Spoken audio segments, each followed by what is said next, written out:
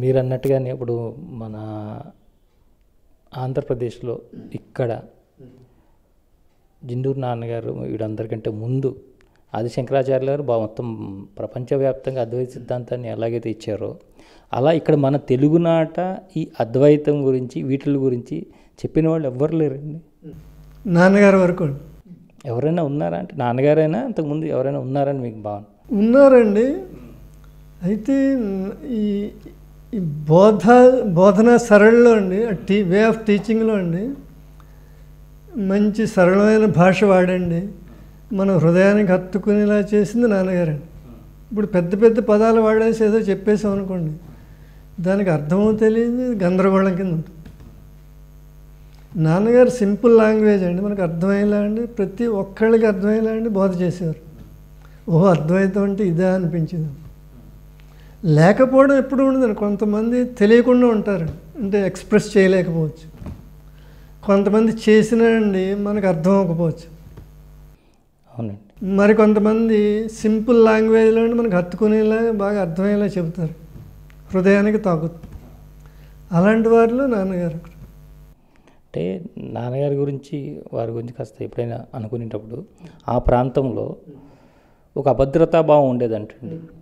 అది ఎంతవరకు కరెక్ట్ అండి? అంటే వీరి బోధనలకి ఆకర్షితులైనటువంటి మహిళలు ఇల్లాలు ఎవరైతే ఉన్నారో వారు కుటుంబాలని నిర్లక్ష్యం చేస్తూ వీటికి ఆకర్షింపబడి వల్ల కాస్త ఆ విధంగా ఉండేది అని చెప్తూ ఉంటారు. అది అంటే అది ఎంతవరకు కరెక్ట్ అండి? అసలు అలా ఇందులో ఉందా సిద్ధాంతంలో అలా ఉంటుంది? అస్సలు లేదండి, ఈ మాట అసత్యం అండి.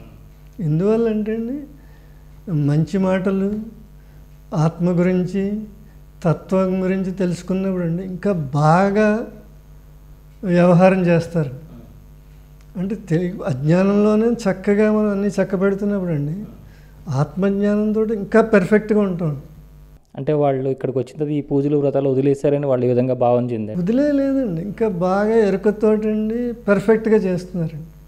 ఇదొక తప్పుడు ఆలోచన అండి. వదిలేయలేరు, ఇంకా చేస్తున్నారండి. చేస్తారు చక్కగా అండి, ఎరుకతో చేస్తారు. చేయడం ఎందుకంటే అండి ఇంకా కింద వాళ్ళు ఉంటారు కదా, పిల్లలు మనవలు, వాళ్ళందరి కోసము అని చేయాలి. చెయ్యొచ్చండి, తప్పు లేదు. ఇప్పుడు ఏది చెడ్డది కాదండి, తెలుసుండి చేయమంటున్నారు. అంటే ఒక 2 గంటల పాటు చెప్పే మాటలు ఒక తత్వంతో చెప్పచ్చు, ఒక పద్యంతో చెప్పచ్చు అని మనకి సుమతి కానీ శతకంలో కానీ వేమన శతకంలో కానీ, అలాగే రమణ మహర్షులు వారు చెప్పే వాక్యాలు 2 లైన్ల వాక్యాల్లో కూడా ఎంతో సారం మనకు వస్తుంటుంది. అట్లా మీరు ఏదైనా ఒక తత్వానికి సంబంధించినటువంటి గీతాలు కానీ వీళ్ళకి కానీ వీటి మీద అధ్యయనం చేశారండి? ఇంచుమించు మనం అధ్యయనం చేసింది కొద్ది గొప్ప రమణ సిద్ధాంతం అండి. అంటే రమణ సిద్ధాంతం అంటే అది ప్రత్యేకమైన సిద్ధాంతం అని కాదు, దాన్ని రకరకాల పేర్లతో పిలవచ్చు. అంటే రమణ మార్గం అంటే అండి విశుద్ధి మార్గం, దాన్నే తత్వజ్ఞాన మార్గం, తత్వ మార్గం అని కూడా అంటారు. అంటే అండి తత్వం అంటే అండి చివరికి శేషించేదండి. అంటే అన్నీ నిరసించగా, నేను దేహము కాదు, మనసు కాదు, మరొకటి కాదు, చివరికి నిరసించలేనిది ఒకటి ఉంటుంది, అదే తత్వం. అంటే తత్వం అండి ఏదైతే ఉన్నదో అది నీవై ఉన్నావు, ఉన్నది నీవు, అది తత్వం. అంటే ఉన్నదానికంట భిన్నముగా వ్యక్తిగా నీ ఉండే అవకాశం లేదు. ఎందుకు లేదు? ఉంటే అది నీ భావనే అవుతుంది, ఆత్మ అనంతం అవుతుంది. నేను వేరు ఆత్మ వేరు అన్నాను సరే, ఈ మాట బాగానే ఉండొచ్చు. యథార్థములో అండి ఆత్మకంట భిన్నముగా నేను ఉండే అవకాశమే లేదండి రియాలిటీలో. ఇది ఒక నా భావన. మనిషి యొక్క బాధలకి మూలము, దుఃఖానికి మూలము ఎక్కడ గురుగారు? అసలు దుఃఖం అంటే ఏమిటి అని విచారించాను. దుఃఖం గురించి మాట్లాడుతున్నాను. అసలు దుఃఖం అనే పదార్థం ఒకటి ఉందా అని. దుఃఖం ఎలా ఉంటుంది చూపెట్టండి.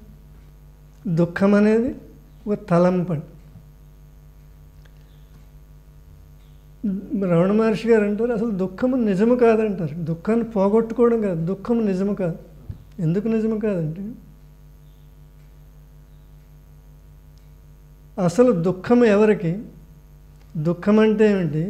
నీలో దుఃఖించేవాడు ఎవరు? నీ శరీరమా, మనస్సా, ఆత్మ? చెప్పమంటారు. శరీరము జడమండి.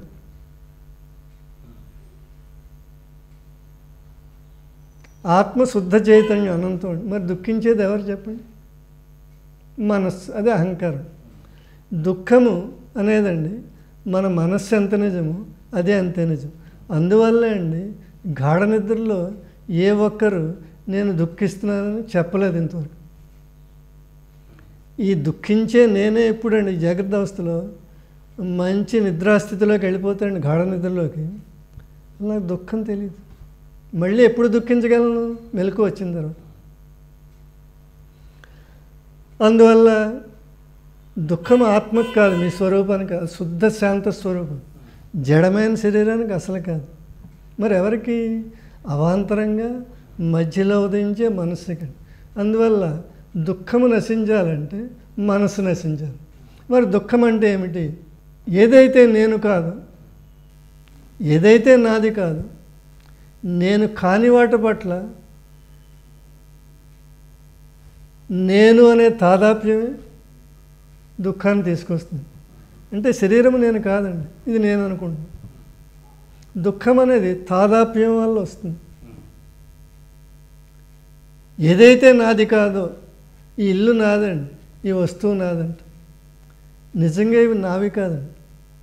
జ్ఞానులు ఎందుకు సుఖపడ్డారంటే అండి, నేనంటే వారి దృష్టిలో పరమాత్మ అండి, వ్యక్తి కాదు. నాది అంటే పరమాత్మదే.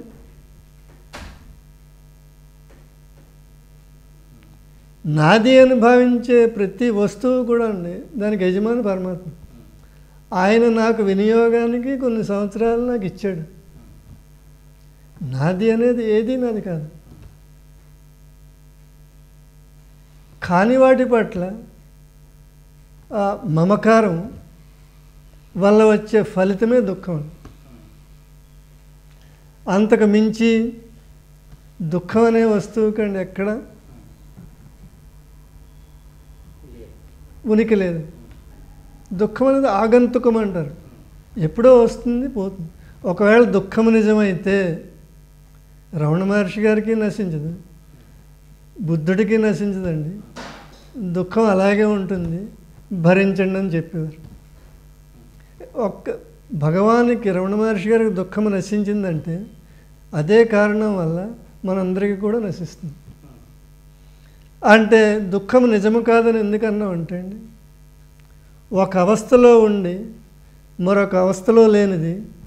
అంటే దుఃఖము ఈ జాగ్రత్త అవస్థలో ఉంది, సుషుప్తిలో లేదు. ఒక కాలంలో ఉండి మరొక కాలంలో లేనిది. ఏదైనా సరే ఇప్పుడు ఉన్న లేనిదే అవుతుంది.